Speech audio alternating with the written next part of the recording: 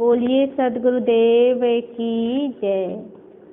परम सम्माननीय सज्जनों एवं भक्तिमय माताओं, दूसरे विश्व युद्ध की एक सत्य घटना है।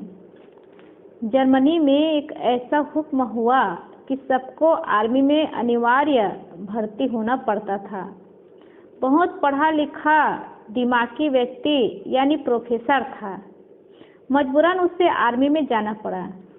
जब पहली ट्रेनिंग शुरू हुई तो सब सैनिक खड़े थे। उसका जो कमांडर था उसने कहा बाएं मुड़, तो सब सैनिक बाएं मुड़ गए। प्रोफेसर खड़ा रहा, दिमाग था ना। ट्रेनर ने कहा बाएं मुड़, तो प्रोफेसर ने कहा बाएं मुड़कर फिर ऐसे ही रहना है। ट्रेनर ने कहा नहीं, फिर दाएं मुड़ना है। प्रोफेसर ने कहा तो फिर बाएं क्यों मुड़ो?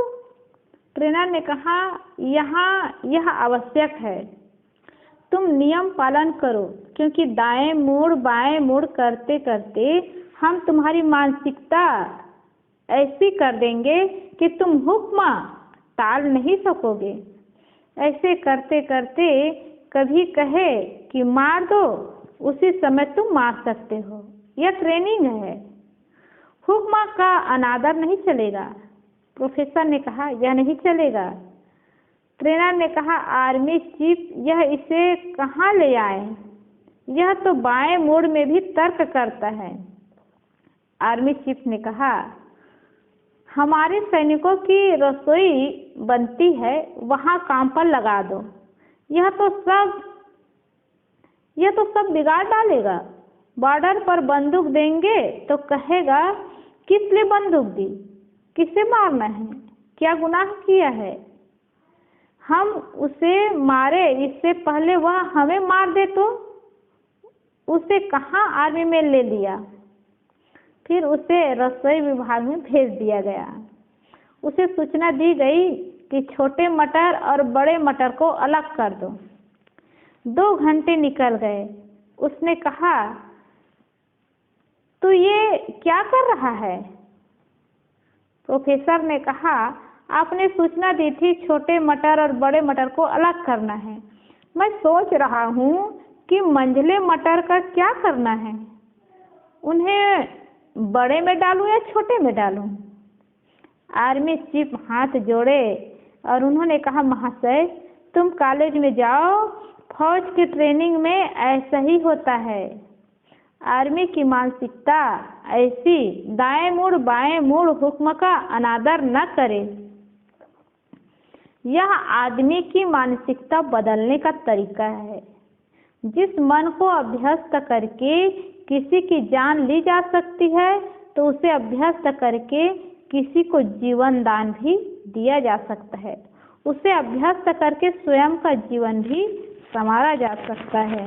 इसीलिए संत गुरुजन बताते हैं कि मन और इंद्रियों को कंट्रोल करने का अभ्यास करें, मन को शांत करने का अभ्यास करें। इससे शांति मिलती है, इससे सुख मिलता है। तो दुनिया में राग रंग में डूबे हुए लोग तर्क करते हैं कि ऐसा करने से क्या होगा, ऐसा करने से तो हमारे देश का विकास रुक जाएगा, ऐसा करने से तो आदमी आगे नहीं बढ़ पाएंगे।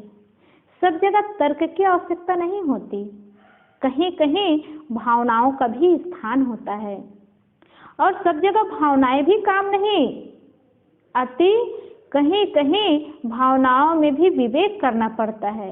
इसलिए आदमी समय और परिस्थिति के अनुसार सोच और विचार करके तर्क भी करे और विवेक भी करे और श्रद्धा भी जमाए। लोग प्रश्न करते हैं कि मरने के बाद जीव कहाँ जाता है। लोग ये प्रश्न करते हैं मुक्त होने के बाद जीव कहाँ जाएगा। ये हम नहीं देखते हैं कि जीते जी हम क्या कर्म कर रहे हैं, हमारा कर्म किधर जा रहा है, हम अपने कर्म संस्कार को कैसे बिगाड़ रहे हैं। संत गुरुजन मिले हैं, संतों का ज्ञान मिला है, तो अपने कर्मों को सुंदर बनाएं, अपने जीवन को सुंदर बनाएं, सही मार्ग में चले।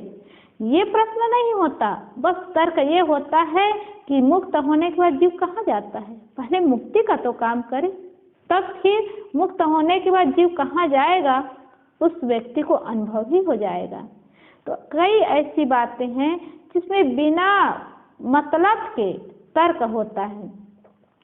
श्रद्धा और भावनाओं में तर्क की आवश्यकता नहीं होती, समर्पण की आवश्यकता होती है, और विज्ञान में तर्क की आवश्यकता है। लेकिन जहाँ धर्म है वहाँ भी विवेक की आवश्यकता है, वहाँ भी विवेक चाहिए। ऐसा नहीं कि आंख मूंदकर किसी को मान लेने से धर्म कहलाएगा, और ऐसा भी नहीं कि हर समय तर्क करे तो वही विवेकी कहलाएगा। जहाँ अंधविश्वास, चमत्कार और मान्यता की बात है, निश्चित है वहाँ तर्क की आवश्यकता है, क्योंकि सदगुरु कबीर ने कहा है, सारे पाखंडों का खंडन किया तो वे छू मंत्र को कैसे मान सकता है, क्योंकि छू मंत्र के द्वारा ही लोग कहते हैं कि इससे सिद्धि प्राप्त होती है। मंत्र तंत्र सब झूठ है। सदगुरु कबीर ने कहा है, मद भरमो जग कोय। यह साखी ग्रंथ की साखी छू मंत्र के पाखंड को एकदम काटती है। विवेक और विज्ञान दोनों छू मंत्र का खंडन करते हैं। किसी को सांप काट दिया तो वह जादू टोना को लेकर के मंत्र द्वारा झाड़ फूक करवाते हैं। ऐसा नहीं करना चाहिए। सपेरों को जब सांप काटता है तब वे झाड़ते नहीं किंतु दवा करते हैं।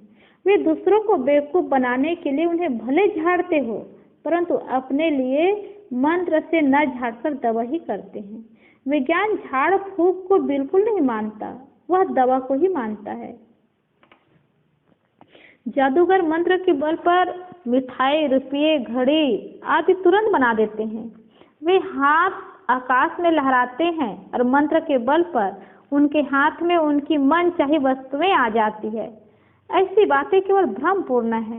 मंत्र से कोई वस्तु नहीं बन सकती। मिठाई बनाने के लिए शक्कर, घी, मैदा, बेसन, कड़ाही, चूल्हा, आग तथा हलवाई चाहिए, तब मिठाई बनती है। घड़ी बनाने की बात लो, उसके लिए पहले लोहा जिस पत्थर से मिलता है उस पत्थर को तोड़कर लोहा के कारखाने में लाना होता है।